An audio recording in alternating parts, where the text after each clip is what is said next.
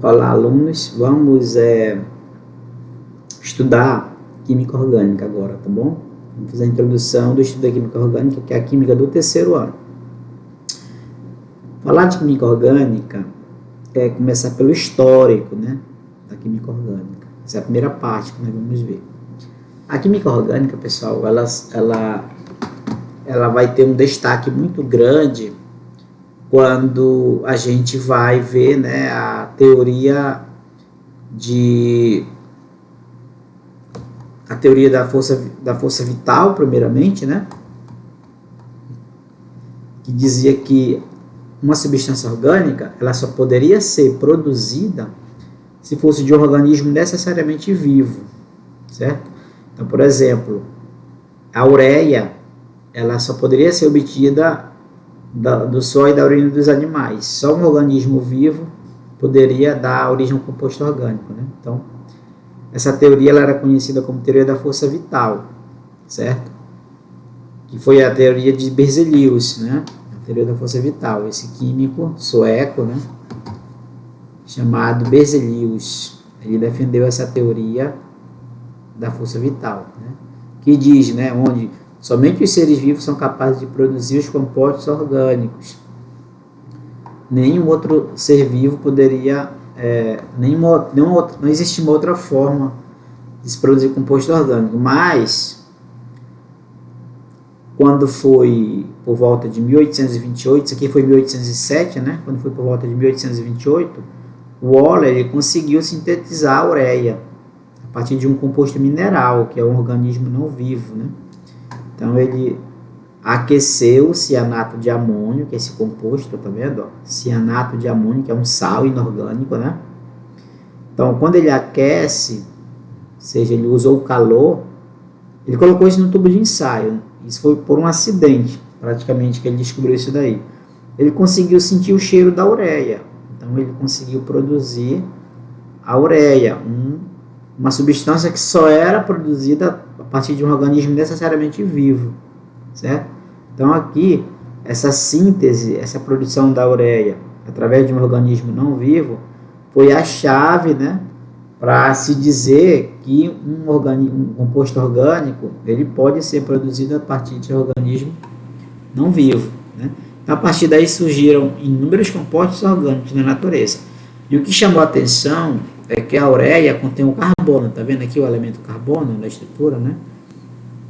Que eu tenho uma carbonila, C dupla O, ligada a dois grupos amino, né? Que é a ureia. Então, a partir daí, o homem conseguiu produzir inúmeros materiais orgânicos, né? Através de reações orgânicas, tecidos, medicamentos, certo? Então, e Berzelius, que defendia a teoria da força vital, ele era discípulo de, quer dizer, o Euler ele era discípulo de Berzelius, né? Ele era aluno de Berzelius e conseguiu derrubar essa teoria, certo? E logo em 1777 ocorreu a primeira separação da química, que foi dada por Bergman, né? Ele disse que a química orgânica era a química dos compostos existentes nos organismos vivos. E a inorgânica, a química dos minerais, né, que se inclui os ácidos, as bases, os sais, os óxidos. Só que a partir daí, dessa síntese da ureia, que foi a chave, né, para derrubar a teoria da força vital, a partir dessa síntese, o homem conseguiu produzir muitos outros compostos orgânicos. Naquele tempo era registrado poucos compostos orgânicos, né? E agora, atualmente, nós temos milhões e milhões de compostos orgânicos na natureza.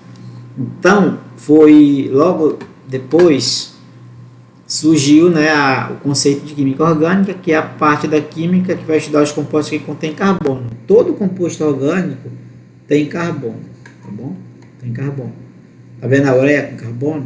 Só que nós vamos ter alguns compostos inorgânicos, como o ácido carbônico, né, H2SO3, o gás carbônico, o ácido cianídrico, e outros, tem mais uns outros, que eles são inorgânicos, tá bom? Apesar de terem carbono, eles não são orgânicos. Então, todo composto orgânico tem que ter carbono, mas isso não quer dizer que um composto que tenha carbono seja orgânico, né? Porque tem isso daí. Então, essa é a parte teórica, né, da introdução à história da química orgânica. Vocês vão ler aí esse material. Tem outros cientistas aqui, né, também contribuíram, né? Aqui no século XVIII, por exemplo, Shell dizia que ele conseguiu isolar o ácido tartárico da uva, né? Então, a uva, o ácido tartárico vinha da planta, né? O ácido cítrico também vem da planta, que é um ser vivo. O ácido lático vem do leite, a glicerina da gordura e a ureia da urina.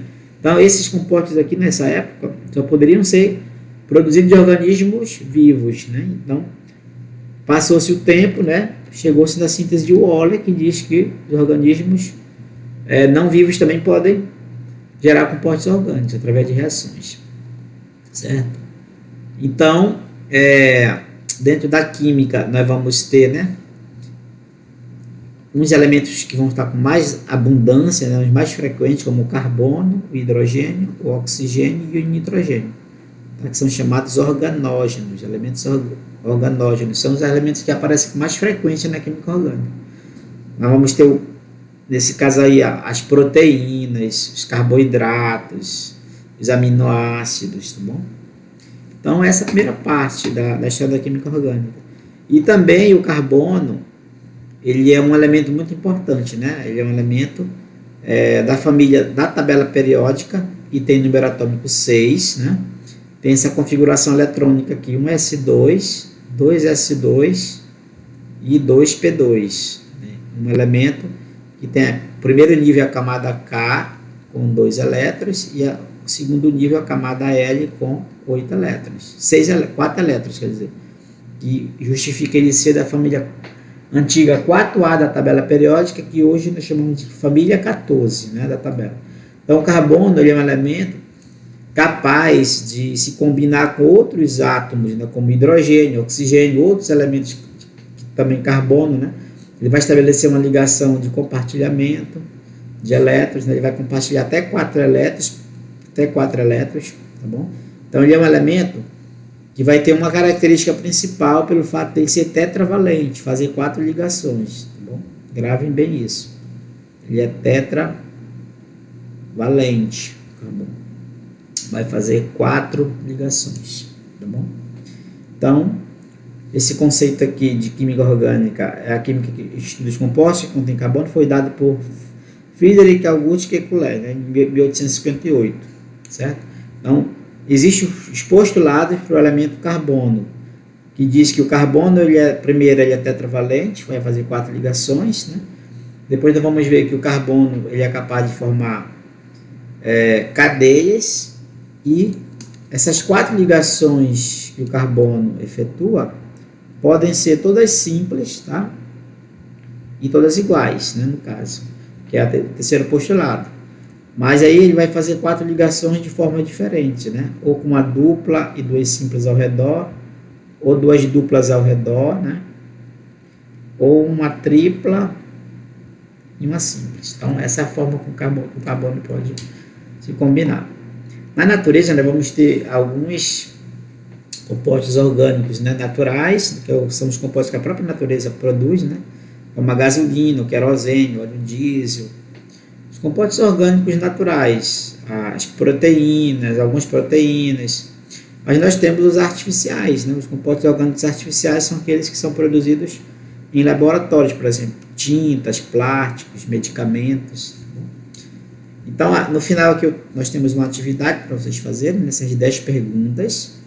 Essas 10 perguntas aqui vocês vão me responder, tá? E vão encaminhar para o meu e-mail, tá bom? Que até o dia 6, né? Dia 6 de maio, podem encaminhar para o meu e-mail, tá bom? Pode ser feito em dupla ou em trio, essa atividade aqui, ok? Então, para isso só era isso, tá? Para hoje só era isso, quer dizer. Então, até a próxima aula.